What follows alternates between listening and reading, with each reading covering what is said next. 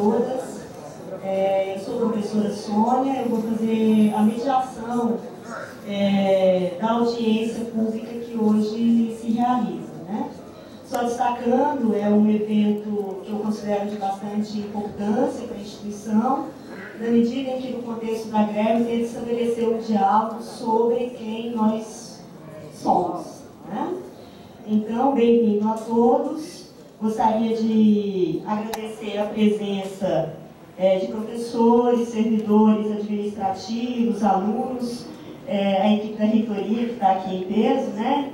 Professor Sandra, Adelino, Rubernei, Weber, o Alexandre como diretor do campus Goiânia, e nós temos presente também o Raimundo Nascimento, que é do Sindescop, né, do Colégio Pedro II, do Rio de Janeiro, que está participando aqui com a gente como representante do Comando de Greve Geral Sinasec. Tá? Gostaria então já de chamar para a mesa, né, o Fernando Messias, que vai me auxiliar aqui na secretaria. Está aí o Fernando?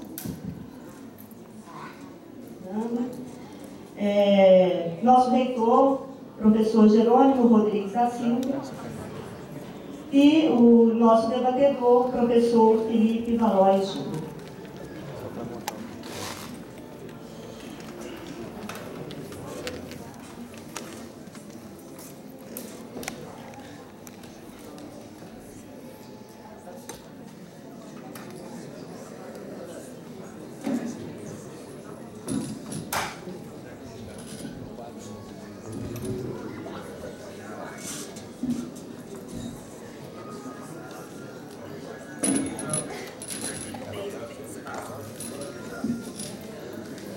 Bem, então, antes de iniciarmos, só gostaria de esclarecer sobre a dinâmica que ficou estabelecida para essa audiência.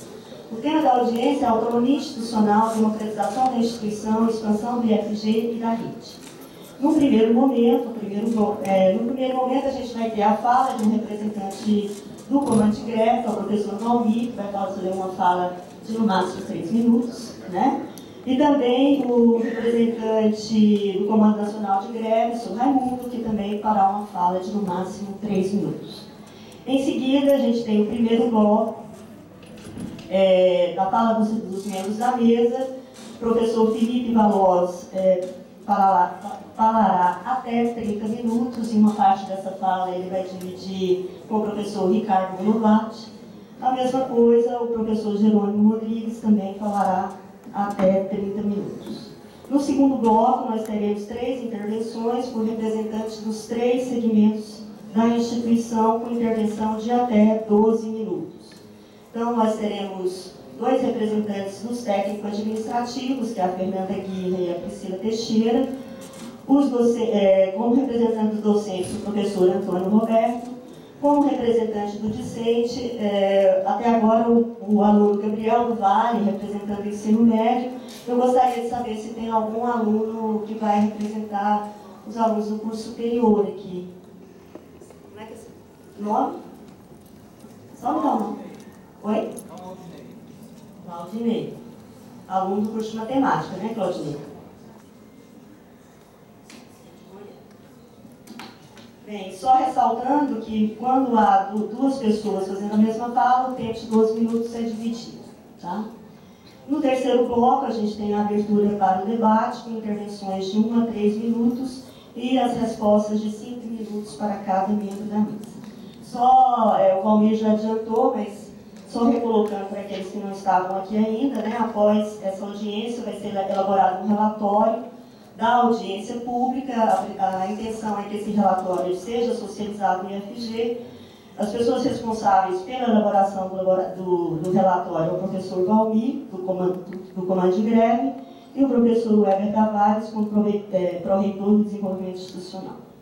Essa audiência está sendo gravada e ela vai ser disponibilizada sem edição na internet. Tá? Provavelmente no blog do Mobiliza e na página do sindicato. Bem, então, sem mais delongas, eu passo a fala para o representante do Comando de Greve aqui, né, do campus Goiânia, professor Valmir Barbosa.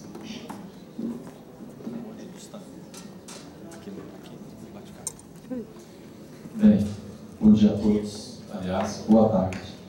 Não, é uma palavra de 1 minuto e meio, 2 minutos. É só chamar a atenção, em primeiro lugar, para um aspecto que tem marcado profundamente a nossa mobilização, que é de um lado, a mobilização da categoria em torno das nossas pautas nacionais, não é? A reestruturação das carreiras, a revisão das condições de expansão da rede federal, os 10% para a educação pública, luta essa que, infelizmente, estão sendo derrotados, não é? A database nacional para as nossas negociações salariais, enfim. E, de outro lado, a articulação com as lutas internas, tendo em vista a construção de uma instituição pública, democrática, com ensino de qualidade, ao mesmo tempo uma instituição que realmente esteja equipada em termos de infraestrutura de pessoal para que se contextualize nos vários contextos em que ela se faz presente, não é? E, enfim, ao mesmo tempo também transformar, criar as condições para que os segmentos internos possam assumir a condição de protagonistas no processo de construção dessa instituição, não é? Então, vivemos uma instituição centenária, onde a autonomia institucional ainda não se deu, um processo profundo de democratização ainda está por vir e, por outro lado, a produção e reprodução institucional sobre bases minimalistas ainda, infelizmente, são postas e repostas no cotidiano da instituição. Portanto, o comando entende que nós precisamos, mais do que nunca, ter atenção com as lutas nacionais, com essas lutas internas. Só para concluir, especialmente num contexto como esse, em que o processo de ensino cada vez mais se apresenta privatizado, quando nós pensamos, por exemplo, a presença fabulosa das empresas multinacionais cada vez mais presentes, por exemplo, no ensino superior, e ao mesmo tempo a nacionalização das empresas que atuam na educação, mesmo no ensino médio. E quando pensamos essa questão na relação dos 10% para a educação, mas não para a educação pública, para a educação, o que significa a viabilização de todos os programas e políticas de financiamento da educação privada no país. Então, tudo isso nos coloca realmente com um senso de responsabilidade com relação ao curso dessa instituição e das demais instituições públicas de educação, sobretudo as federais, onde nós nos encontramos. Então, não precisa ser muito inteligente ou ter muita leitura sociológica para compreender que esse processo pode reservar um contexto bastante periférico, precário para a nossa rede e para as nossas instituições. Portanto, felicito a todos e a todos nós por esse esforço de tentar, né, dar um curso para a nossa instituição. Raimundo, representante do Comando Nacional de Greve.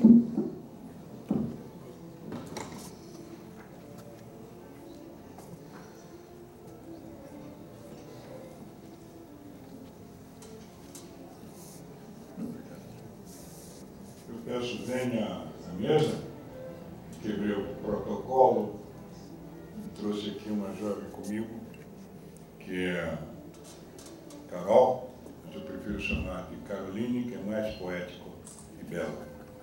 Eu sou um professor muito modesto, talvez mestre de escola mesmo, do Rio de Janeiro, de uma instituição centenária, conhecida por todos, suponho, que é o Colégio Pedro II, fundado em 1837, portanto vai célebre completar daqui a pouco 200 anos de existência.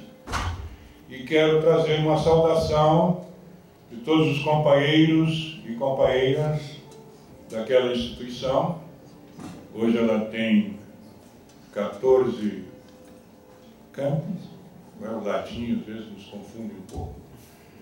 2 em Niterói, outro em Caxias. E trazemos essa saudação no momento de exceção da luta dos trabalhadores, aqui representados pelos meus companheiros e companheiras em Goiânia, que eu estou conhecendo pela primeira vez, de apoio e, sobretudo, de congraçamento na solidariedade, na fraternidade e, sobretudo, na busca dos nossos objetivos. Todos nós ansiamos por justiça social. Então, quero receber essa saudação inicial e também do movimento nacional, que esporadicamente eu estou no comando de greve, comando nacional, e também como direção nacional. É hora, portanto, de cerrarmos as nossas mãos, as nossas mentes, os nossos corações para as conquistas. Nada é fácil, nunca foi para o trabalhador. Quero saudá-los, portanto, aos moços e às moças desse Instituto, para que continuemos firmes, resolutos na nossa proposta. Combinamos ali que iríamos formar uma dupla sertaneja, desculpem, ela vai dar outros informes, por gentileza. Sim? Bem breve, só para completar os 3 minutos. Só para lembrarmos, né, para quem não está acompanhando o quadro de greve, hoje nós somos 162 campos em greve, em 20 estados da federação, e da semana passada para cá, Brasília também, o IFB entrou em greve, 3 campos, Samambaia, Taguatinga Centro e Taguatinga, e esse foi um avanço também construído com a sessão do IFB junto com o comando de greve. Ontem realizamos Recife também, né, Dória? Também entrou da semana passada para cá. E ontem a gente realizou um ato em frente ao MPOG, ali atrás do MEC, também próximo ao MEC, junto com a FASUBRA, com o IBGE. Fizemos uma reunião também com o Fórum das SPFs e estavam lá presentes também os companheiros do Ministério da Cultura, que também estão em greve, e esses, né, numa situação mais dura, estão pagando multa diária, com risco de corte de ponto. Enfim, estamos construindo um processo de greve aí que tem se ampliado, crescido, junto também com outras entidades, instituições do Serviço Público Federal. E é isso. Muito obrigado a todos. Hein? Muito obrigada. Vamos passar então para o primeiro bloco, né, com a fala do professor Felipe Valós. Boa tarde, pessoal.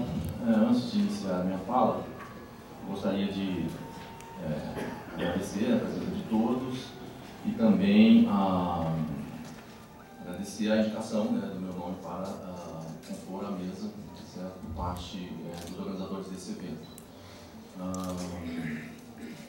Dentro desse contexto que nós estamos, de acordo com essas 2 primeiras falas, né, do professor Almir e o convidado que está presente, apresentando a Executiva Nacional, que envolve a própria paralisação e a greve, certo? Eu gostaria de salientar que, em meio às assembleias e às reivindicações legítimas compondo a agenda da mobilização ou do Mobiliza IFG, nós tivemos outros eventos, tá certo? E outros eventos que envolveram temas dos mais variados e que suscitaram o questionamento de ordem institucional por parte dos servidores presentes. E isso independente dos que estão a favor ou contra a greve, tá certo? Isso foi muito salutar perceber o envolvimento dos servidores com as temáticas abordadas.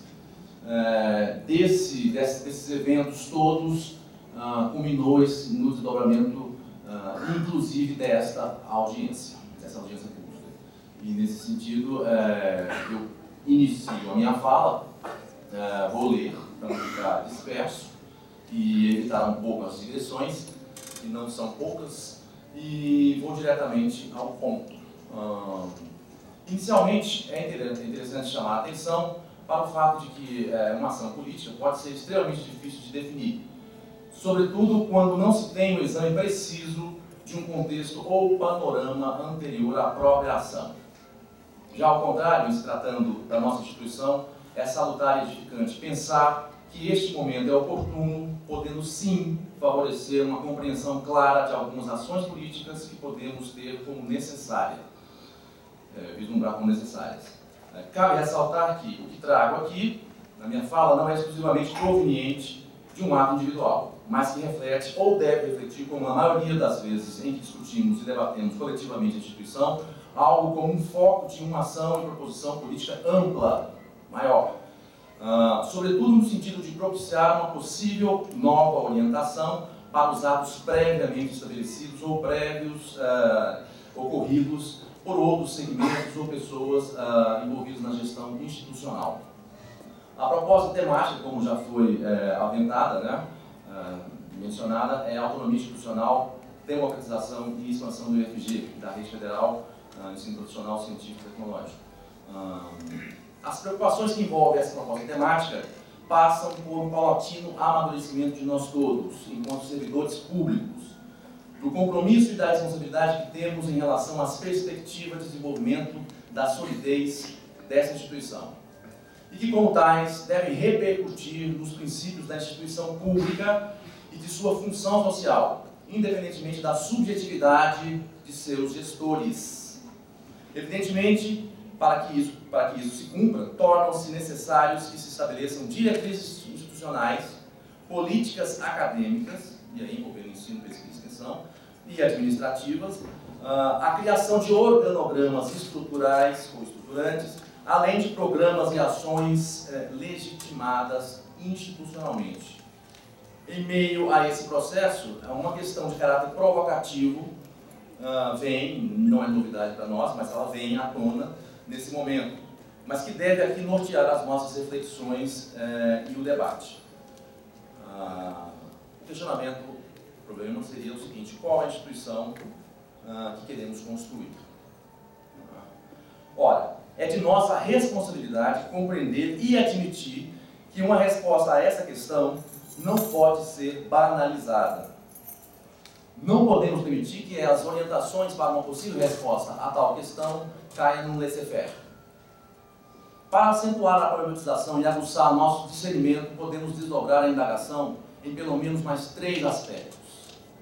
Queremos construir uma instituição emancipada em relação ao Estado e aos governos que se sucedem à frente, ou uma instituição subordinada, meramente reprodutora de imposições do Estado, do governo, de implementação de programas ou meras demandas de mercado. Queremos construir uma instituição democrática ou uma instituição que reproduz concepções e práticas de gestão centralizadas, autoritárias, clientelistas e personalistas. Queremos construir uma instituição pública, democrática e de qualidade, ou uma instituição privatizada, precarizada e minimalizada. Bom, antes de entrar diretamente à problematização mais direta, a fala minha relacionada diretamente à problematização, eu trouxe aqui uma definição de autonomia, tá certo? Que eu acredito que pode dar uma evidência mais ampla desse complexo conceito. Acredito que antes de passar para o que podemos aprender da noção que evidencia a autonomia institucional, uma compreensão ampla do que vem a ser propriamente autonomia é fundamental. A filósofa e professora Terezinha Azevedo Rios, em uma de suas falas, clarifica e nos dá uma pista apropriada para a perspectiva da autonomia. A própria ideia de liberdade leva à perspectiva de autonomia. Ser autônomo não é ser independente. Somos interdependentes e a autonomia é sempre relativa. Relativa, sobretudo, no sentido de que sempre existe algum grau de influência, ou mesmo de interferência do outro em nossas vidas, nas nossas decisões. Porém, há que se compreender que a autonomia contribui para que nos afirmemos em determinado contexto. O grande desafio é a passagem da heteronomia, complexa heteronomia, para a autonomia. Mas notemos bem, a autonomia que aqui suscitamos não é fazer a lei, mas sim reconhecer a lei e os valores a ela subjacentes. Posto isto, podemos seguir adiante enumerando alguns itens, definindo a autonomia institucional. Compreendermos a autonomia institucional no IFG e na rede federal significa considerar O marco jurídico-político, as concepções e práticas marcadas pela ideia de participação social das comunidades internas e externas no curso de construção e consolidação institucional, como emancipação institucional em relação ao Estado e ao mercado e, consequentemente, uma orientação da instituição para a oferta de formação educacional para uma maioria da nossa sociedade. Como um campo de elaboração política, social, acadêmico-científica e cultural que tenha vínculo orgânico com a emancipação da sociedade civil. Para que a autonomia institucional, né, a gente pode fazer esse questionamento. Pô, se fala tanto em autonomia institucional, mas para quê? Ora, a resposta está aqui. Né, para que a instituição possa cumprir a sua função social e contextualizar a sua atuação. O pressuposto básico da autonomia institucional que devemos ficar atentos trata-se da responsabilidade financeira do Estado com a manutenção e expansão da instituição, levando-se em conta a qualidade necessária. Ou seja, que o Estado, o governo, arque com a manutenção financeira da instituição, com vistas na sua construção de uma elevada qualidade, que a elevada qualidade requer. Algumas iniciativas em relações necessárias para a efetiva autonomia institucional são aventadas aqui em 3 aspectos. A conformação de uma postura autônoma da reitoria do IFG e do CONIF, ou seja, o Conselho Nacional das Instituições da Rede Federal de Educação Profissional, Científica e Tecnológica, em relação às políticas e programas imediatistas e desvirtuadoras da formação integral e da pesquisa e extensão socialmente empenhados em fatores internos e externos, bem como o papel histórico da instituição, formação integrada, desenvolvimento acadêmico em alto nível. Um outro aspecto, a proposição e confecção de um projeto institucional que se configure numa perspectiva institucional pluriuniversitária, contextualizada no território e na sociedade, democrática, capaz de articular a atuação acadêmica e administrativa em elevado nível e formação integral. Um ponto nevrálgico é o que diz respeito à construção da política institucional, já que isso passa pelas instâncias responsáveis e provocadoras da instituição, considerando suas configurações e níveis de atuação, tais como o Conselho Superior, a reitoria e as pró-reitorias, bem como o Colégio de Dirigentes, entre outros conselhos representativos.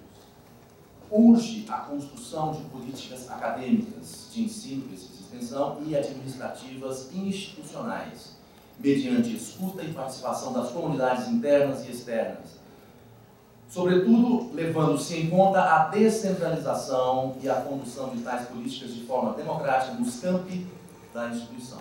Eu estou usando campi no plural, a forma antiga latina, um cacoete que eu trago. Isto é, admitindo certo nível de participação dos campi, numa relação que nos permita superar dinâmicas que podem ser marcadas, ora pela centralização, ora pela fragmentação de uma gestão administrativa. Passo agora para uma reflexão acerca da democratização da instituição. Qual o lugar da democratização da instituição no processo de construção da autonomia institucional que referendamos enquanto servidores públicos? Conforme evidenciamos, a autonomia institucional comporta, como uma de suas dimensões necessárias, a democratização da instituição e, enfim, sem a democratização da instituição não poderá ser possível a sua emancipação institucional em relação ao governo e ao mercado, ao Estado, ao governo, né, e ao mercado, de um lado, e a sua orientação em favor das maiorias sociais de outro. A democratização demanda a necessária condução da escuta e participação das comunidades internas e externas. Porém, um processo de escuta e participação que incorpore não somente a representação política, isto é, que vá além dessa representação, que incorpore dimensões de democracia direta mediante a participação direta delegada. Vou linkar mais alguns itens, tá certo? Para passar logo adiante a participação do professor Ricardo Bolovares. A participação das comunidades internas. Isso diz respeito. Diz respeito à condução de processos de criação, estruturação e reestruturação de conselhos permanente da instituição. Aí chama atenção para o Conselho Superior, novamente o Conselho de Ensino, Pesquisa e Extensão, etc. De modo que possa assegurar processos de recomposição da representação. Consolidação de agendas de temas estruturantes, organização que descentralize e democratize o seu funcionamento, publicidade e divulgação dos processos em curso e resoluções aprovadas. A realização de congressos, seminários, encontros e fóruns com vista à elaboração de políticas acadêmicas e administrativas, de regimentos e regulamentos, etc. A condução de processos de avaliação qualitativa da gestão e da atuação da instituição nos contextos em que ela se identifica e atua enquanto tal. A condução de processos de consultas plebiscitários junto às comunidades internas e externas. E eu passo agora para o caráter dessas comunidades externas.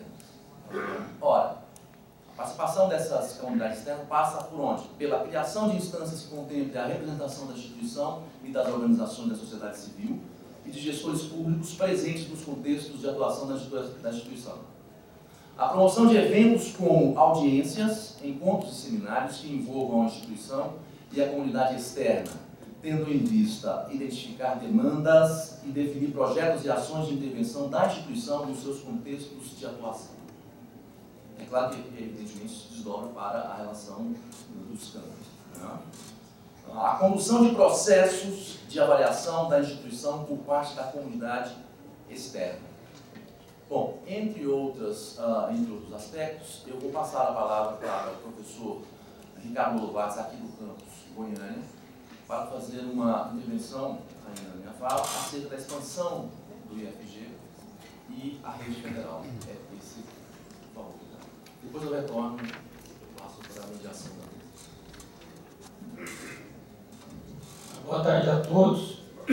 Sou o professor Ricardo, de Sociologia, daqui do campus Goiânia. Eu vou fazer uma reflexão sobre uma realidade nova nos IFs, né? Que é a expansão. Por que eu vou falar da expansão? Porque hoje eu sou professor do campus Goiânia, porém eu entrei no IFG em julho de 2010 e fui professor do campus Lusiânia até março do ano passado. Eu tive uma experiência de 2 anos e meio no campus Lusiânia.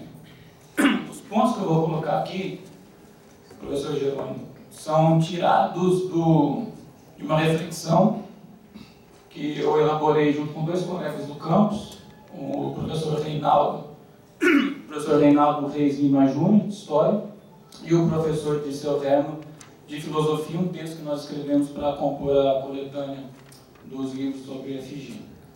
Então, eu gostaria de colocar um ponto, que é o seguinte: dentro da expansão do IFG, que papel nós queremos da direção do IFG?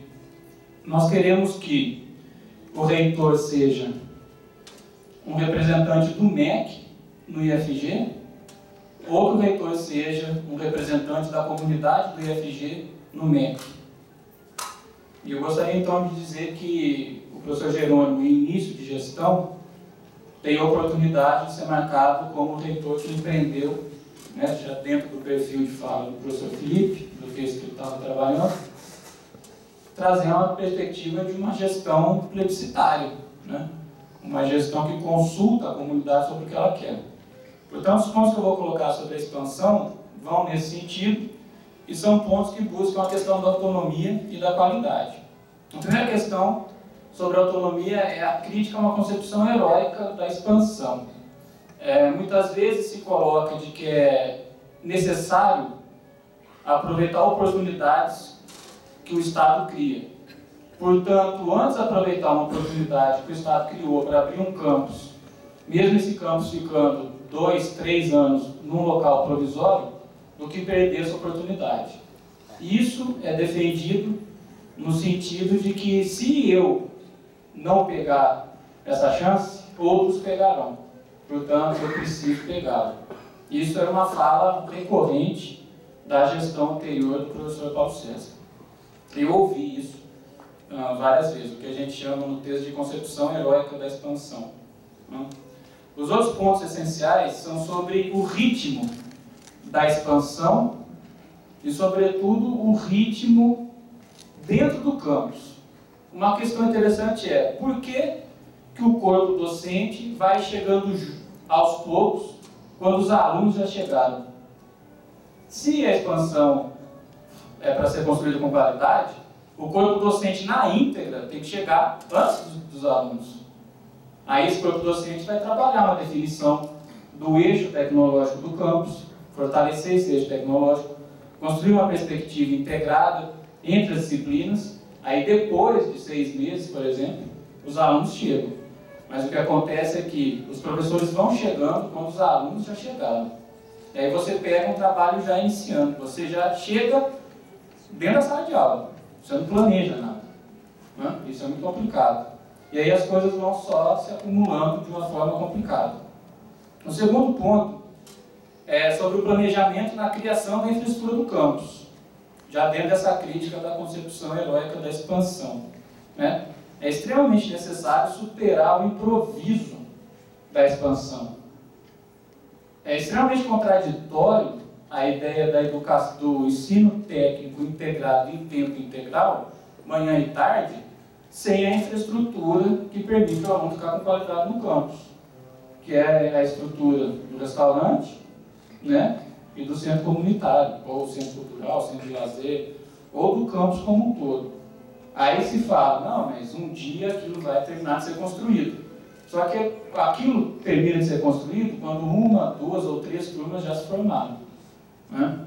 Então isso tem um preço, né? Tanto que o título do nosso texto é os transtornos passam, os benefícios ficam, que é aquele slogan tradicional de obras urbanas, né? Porque gerações vão sendo, turmas e gerações sucessivas vão sendo formadas nessa estrutura. Então é extremamente importante sincronizar a implantação do campus entre a chegada do campo docente, a infraestrutura básica de funcionamento do campus, laboratório, tudo, restaurante e tudo mais, e os cursos, tá? Extremamente importante, isso é uma demanda que o pessoal trouxe já ontem para mim, conversando com a Luciane, é necessário ouvir o que a seção sindical pede sobre as necessidades infraestruturais do campus. Ou seja, ouvir mais a seção sindical. E o terceiro ponto, só para arrematar, a superação da estrutura minimalista dos campos. Ou seja, e aí é interessante, como eu trouxe esse relato, né, uma professora de um campus em que uma Belisa passou para tentar organizar a greve, disse que o campus que ela trabalha está extremamente bonito, arrumado, e seria muito chato entrar em greve, né, com uma estrutura tão legal. Aí foi questionado, se a sua estrutura está tão boa, mas você não tem uma sala de trabalho sua, você não tem um gabinete. Então, se realiza em si pesquisa e extensão, mas o professor não tem uma mesma cadeira para ele, né? E isso é na rede inteira, mesmo o campus Goiânia sendo mais antigo, não dá onde você atende aluno no campus Goiânia, em lugar nenhum, né? A gente atende nos banquinhos da praça, na salinha do café, né, no barulho da máquina, moendo café, e você atendendo o aluno. Quer dizer, é muito... Como que se desenvolve sem pesquisa e extensão num cenário desse?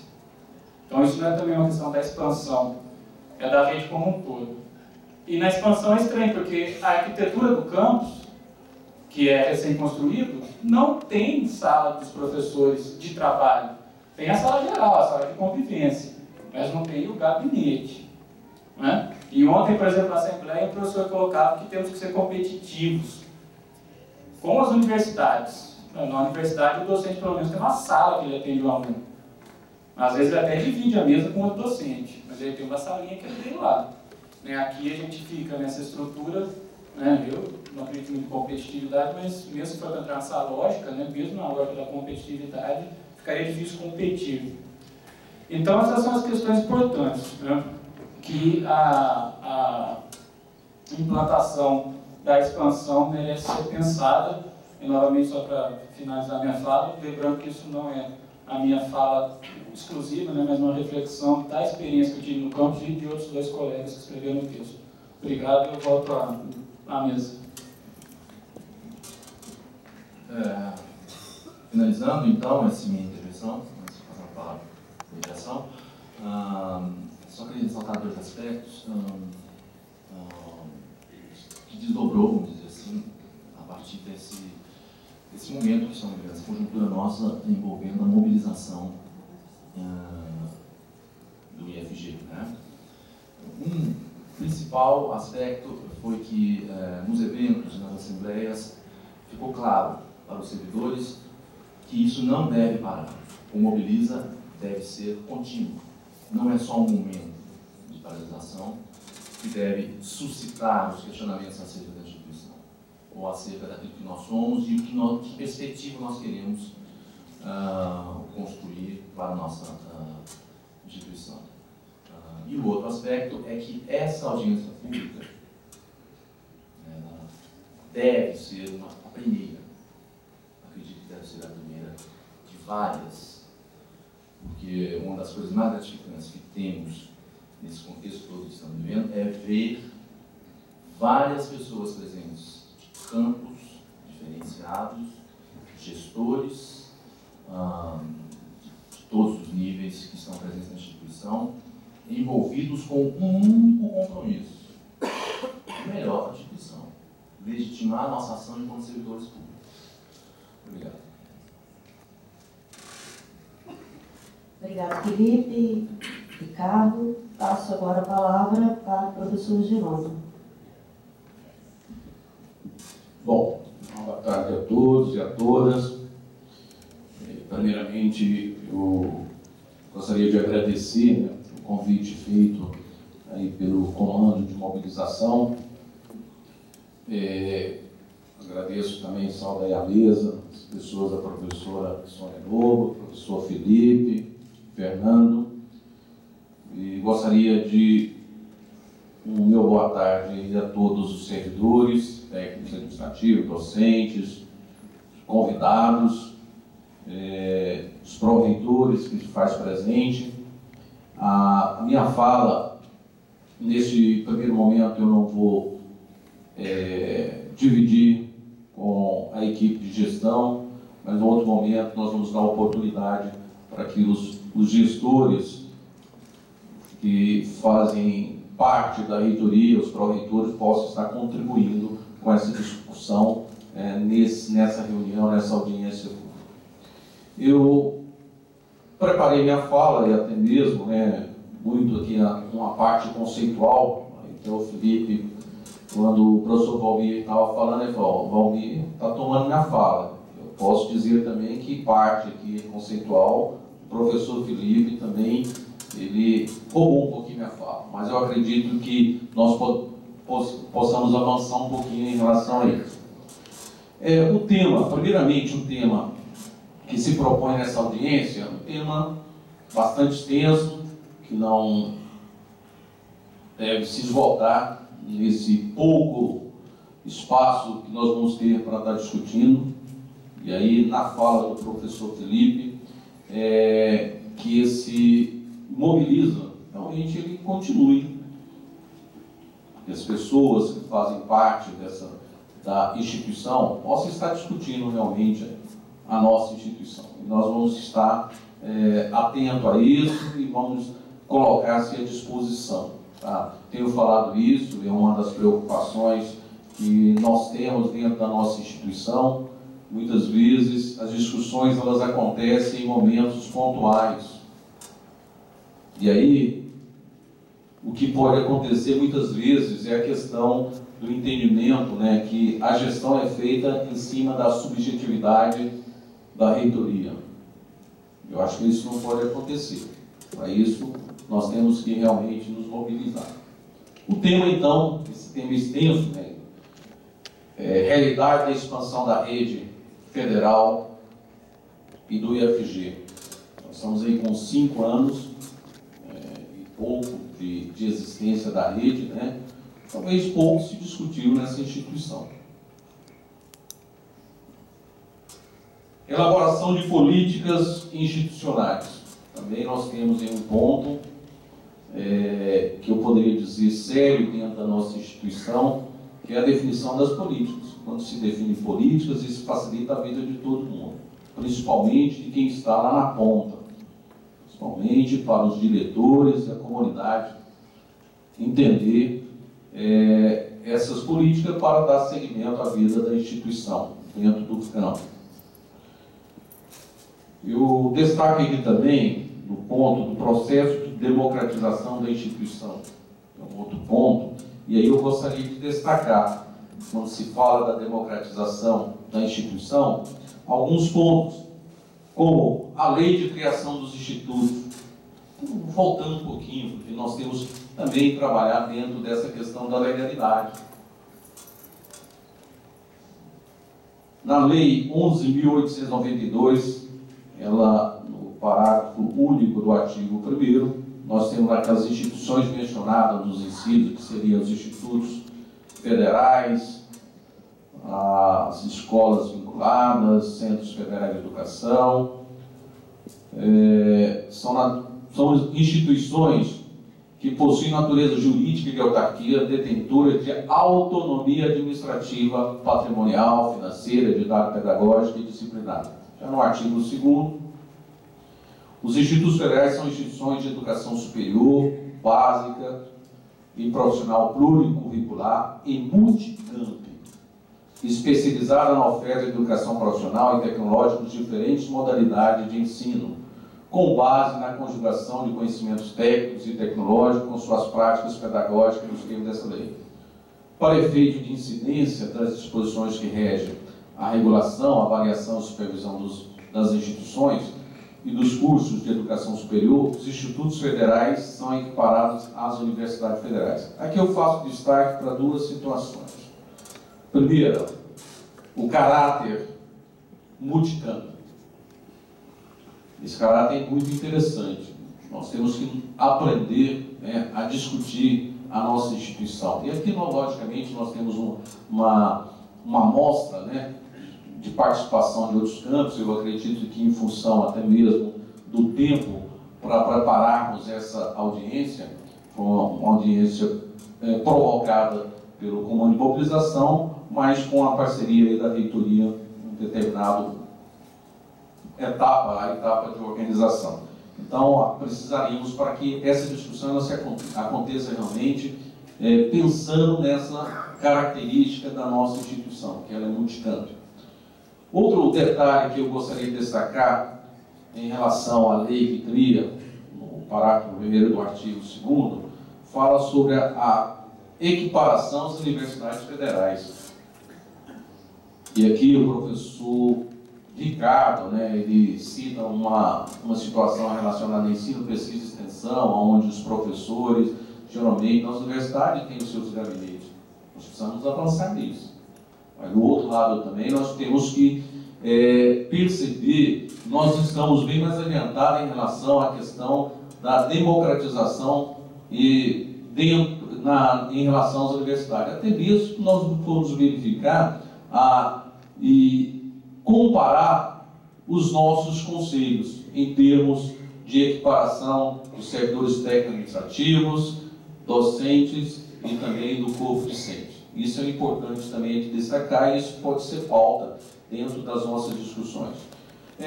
Destacando também a Lei 11.892, quando se fala nas universidades, a equiparação, a própria Constituição também se refere à Constituição Federal, no seu artigo 207, que as universidades gozam de autonomia didática, científica, administrativa e de gestão financeira e patrimonial e obedecerão ao princípio da indissociabilidade entre ensino, pesquisa e extensão. É um outro ponto que a gente pode fazer a ligação da lei em relação ao que consta, assim, então, na Constituição Federal. O nosso estatuto, da mesma forma, né? No artigo 1º, o Instituto Federal de Goiás, vinculado ao Ministério da Educação, possui natureza jurídica de autarquia, sendo detentora de autonomia administrativa, patrimonial, financeira e assim por diante. Eu destaquei essas leis maior, e até mesmo para falar um pouquinho a respeito do compromisso que a gestão atual tem com essa comunidade. E esse compromisso, ele está presente no plano de trabalho que nós apresentamos a essa comunidade, que foi o plano de trabalho vencedor, para 4 anos de gestão. Alguns dos princípios que nortearam a nossa proposta. gestão democrática, descentralizada, transparente, planejada e referenciada pela busca permanente da eficiência acadêmica e administrativa. Igualdade de condições de funcionamento e acesso aos espaços e equipamentos voltados para a melhoria do desempenho acadêmico de todos os campos. São pontos, além de outros princípios norteadores, que nós apresentamos como proposta, e que eu destaco o seguinte: aí vocês poderiam, talvez, nos perguntar aonde que houve o avanço em relação a isso. Acenos, nós tivemos vários acenos para isso. E aí, eu gostaria de destacar o seguinte: dia 17 de setembro, nós assumimos a gestão dessa instituição. Setembro, segunda quinzena. Outubro, novembro, nós tivemos depois, posteriormente, mês de dezembro e janeiro, que são meses em relativo a recessos acadêmicos.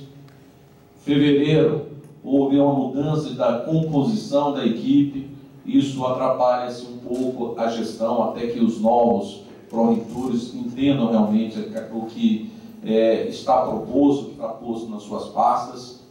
E logo depois, movimento justo, um movimento de greve que se deflagra já a partir do mês de março em alguns campos e, obviamente, em outros campos posteriormente. Eu destaco esse ponto, tá? Porque isso é importante também, essa questão de que a instituição, de uma certa forma, ela não está andando, está andando. E existe esse aceno na perspectiva de trabalhar no que nós propusemos dentro do nosso plano de trabalho. Não só eu, quanto todos os pró-reitores, a equipe que faz, a minha equipe, vamos chamar essa equipe da reitoria, tá? Tem essa disponibilidade de estar discutindo com a comunidade a vida, ou seja, o caminho. Aí volta até mesmo na pergunta que o professor Felipe faz, né? Qual é a instituição que queremos construir? Nós sabemos qual que é a instituição que queremos construir, nós temos que debater, temos que realmente estar discutindo. Eu, antes da minha fala, observando os servidores, professores da instituição, né, eu estava me questionando a respeito. Eu já estou há 30 anos na instituição, né, tem poucas as pessoas, se nós pegarmos aqui, que participaram de momentos, né, dentro dessa instituição, momentos onde nós poderemos dizer que avança em relação à questão da democracia, democratização da instituição. Né? Eu lembro que a nossa instituição, ela foi a primeira instituição a realizar, das escolas técnicas, a realizar eleição direta para diretor-geral. Nós tínhamos conselho aqui, o Conselho Técnico Pedagógico, que ele não tinha caráter deliberativo, já que o caráter deliberativo é apenas o Conselho Superior, naquela época, o Conselho Diretor. Mas as decisões que saíam desse Conselho Técnico Pedagógico, antigamente a COTEP, acho que poucas as pessoas aqui participaram desse momento, professor Sandra, professor Valmir, professora Sônia já pegou também, né? Eram respeitadas pela comunidade. Então, nós temos condições de fortalecer essa questão da democratização da instituição a partir do momento que nós fortalecemos as instâncias dessa instituição, seus conselhos, sim. E isso é o caminho que nós temos. Vejo que o caminho para essa questão da democratização é isso, fortalecimento das suas instâncias. E, obviamente, o debate com a comunidade. Agora, qual que é a metodologia? Nessa formatação que nós temos na instituição de hoje, aonde nós temos, na sua estrutura, né, reitoria, campus, logicamente, dentro da estrutura nós não temos ainda, mas tem a ideia de campus avançado, polo de educação à distância, polo de inovação tecnológica. Então, essa estrutura que se faz organizacional dos institutos federais. Qual vai ser a metodologia que nós vamos utilizar para que essa democratização realmente ela ocorra?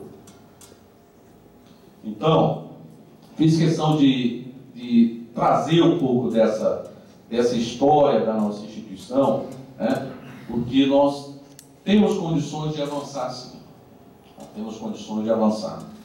Além de termos condições de avançar, essa gestão, ela está acenando, ela está com disposição para evitar esse subjetivismo, tá? Subjetivismo, tá?